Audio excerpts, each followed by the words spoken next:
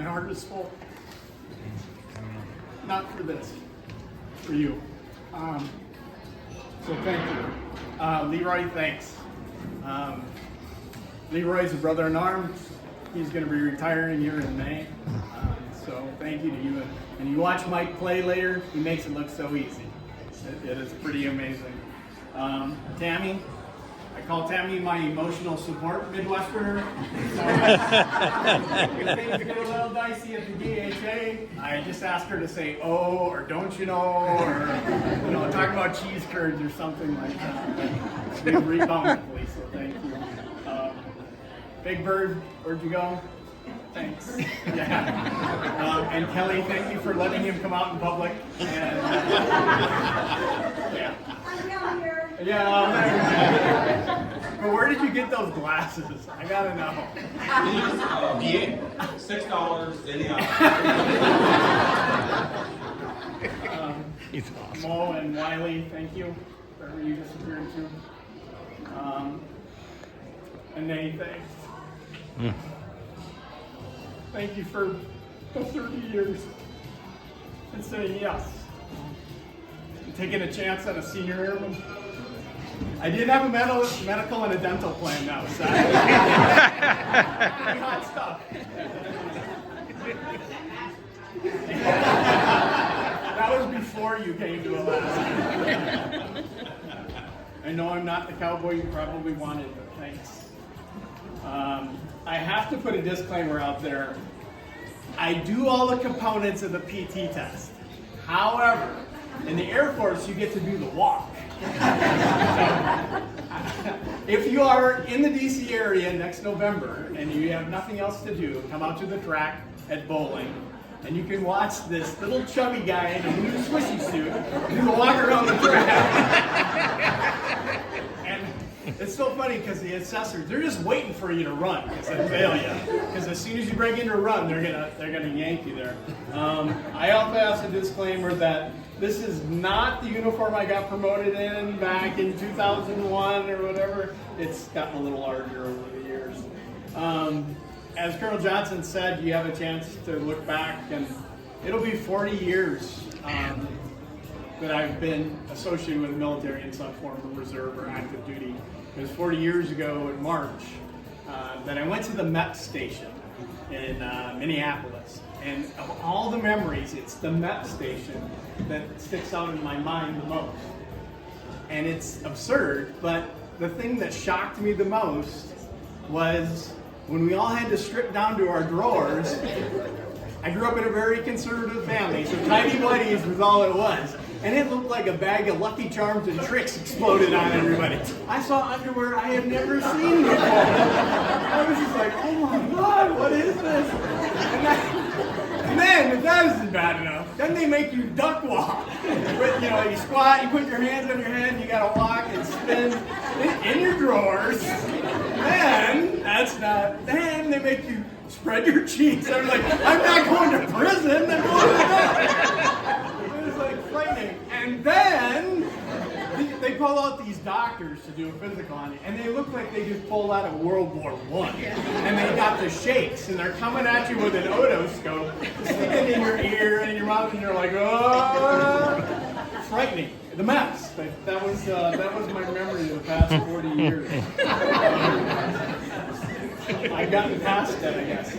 A lot of people have asked, how does it feel? And it is humbling and it's overwhelming. Mm-hmm. It's humbling because I know there are better officers.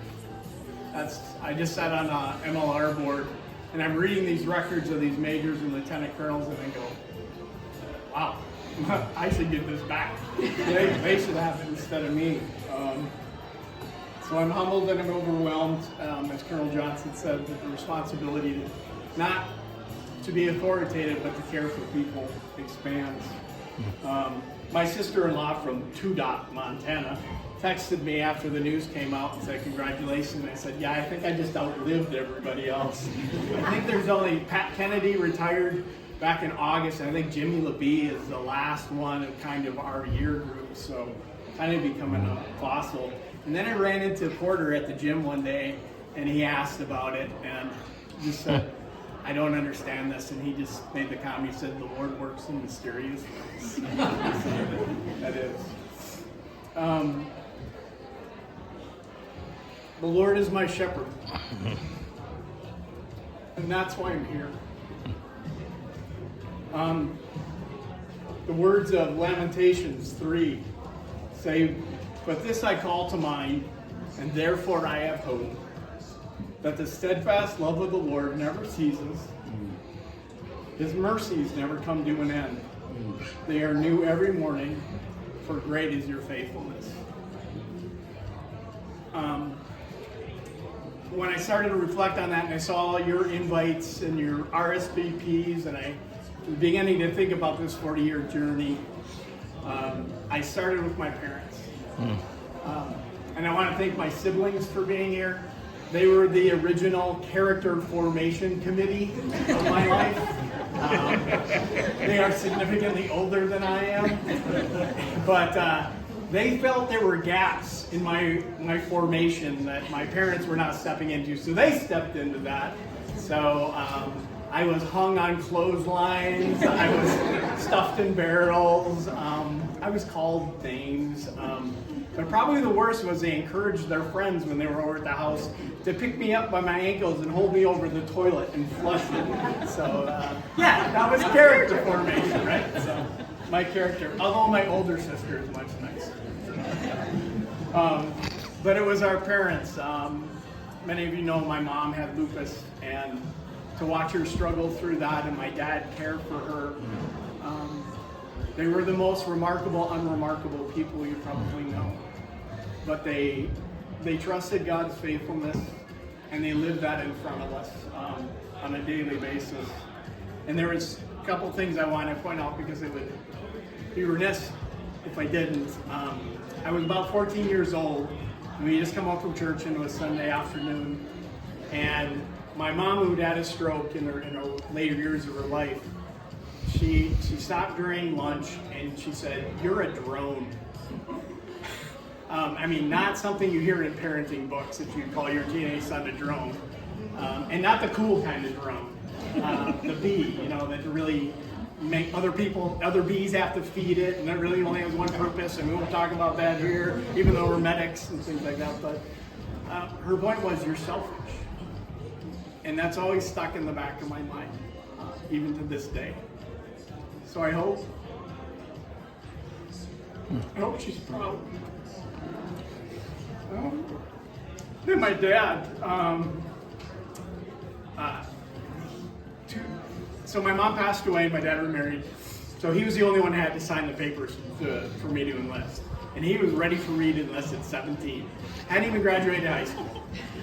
So on my 17th birthday, he had a surprise birthday, and Brent Lundquist, I think he was Chief Lundquist at the time, a family friend, one of the guys that held me over the toilet, was at the party, and he was a Navy recruiter back in the area. That was December, and by February, we were signing the line to go into the Navy Reserve. The rest is kind of history from there. And then I was, since I was in reserve, I was going to college. I was a ministerial student, and was going back to school for my sophomore year, and he just, before it was like a day or two, and he said, "I really wish you wouldn't go because I don't want to see you go into debt. I don't want to see you struggle through that." The book of Proverbs says a wise son heeds his father's instruction. I had spent my whole formative life not listening to my father's instructions very well.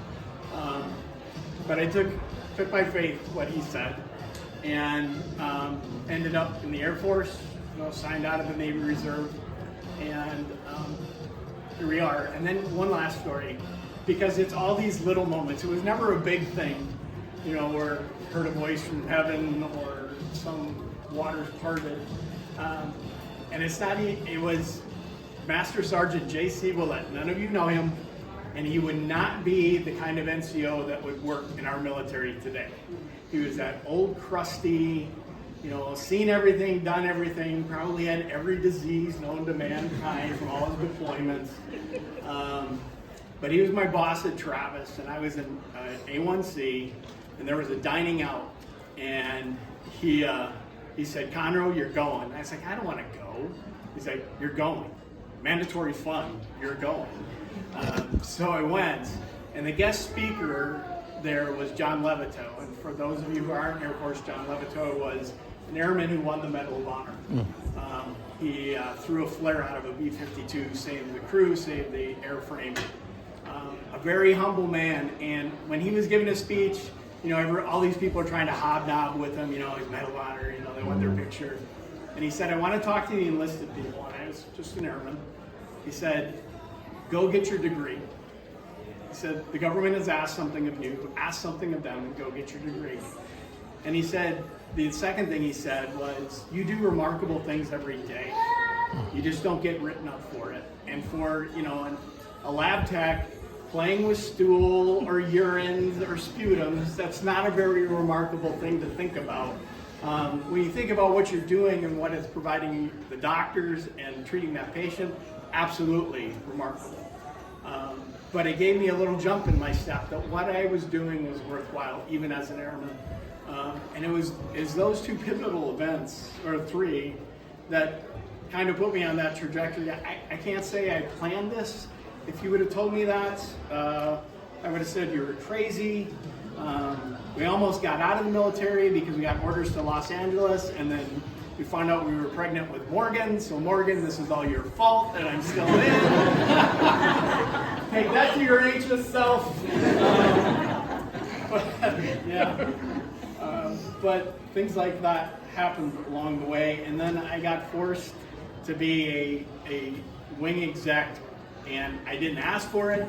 I got told I had to do it, and then that opened doors for Air Command and Staff College and things like that. But it was not me shepherding. It was a bigger hand pushing me along. And then as I said about the invitations, I began to think about all of you. And now it's all your fault that I'm here. So, because you all had a part to play. And for that, I am so grateful. You challenged us. You challenged me to be better. You taught me how to care in ways I didn't know how to care. You were a friend. You listened. You gave sound advice when it was needed. You made me laugh when I needed it. But you were there. And for that, I am extremely grateful. To close, it was John Piper who wrote, I cannot help but pause and give thanks for the disappointments, the reversals, the setbacks in our lives that God uses to put us just where He wants us. And if I could add that with who He wants us to be with, and that's what's important to me. He put you in my life. I did not do this on my own at all. It was you. So my journey, my story is about my failures, my missteps, my disappointments, but God's faithfulness. And you all are a part of God's faithfulness. Thank you.